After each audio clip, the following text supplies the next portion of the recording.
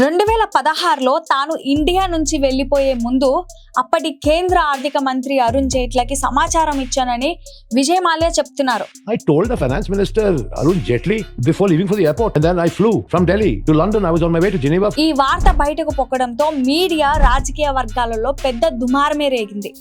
చట్టపరమైన ఒత్తులు పెరుగుతున్న నేపథ్యంలో దేశం విడిచి నేనెలా వెళ్ళగలనని ప్రశ్నలు మొదలయ్యాయని పాడ్కాస్ట్ లో మాట్లాడుతూ విజయ్ మాల్యా తెలిపారు. అయితే జైట్లీ తాను కలిసి ఉండగా చూశానని ఓ కాంగ్రెస్ ఎంపీ ప్రకటించారు. దీంతో జైట్లీ మాట మార్చి తాను మాల్యాను కలిసిన మాట వాస్తవమేనని, అయితే వాకింగ్ చేస్తుండగా కలిశానని ఆయన చెప్పారంటూ మాల్యా గుర్తు చేసుకున్నారు. ఓ సమావేశం కోసం జేనీ వాక్ వెళ్లేందుకు తాను లండన్ బయలుదేరుతున్నట్లుగా ఆర్థిక మంత్రికి తెలిపానన్నారు. తాను తిరిగి వస్తాను, కూర్చొని సమస్యను పరిష్కరించుకుందామని బ్యాంకులకు దయచేసి నచ్చచెప్పండని కోరానని కూడా మాట్లాడారు.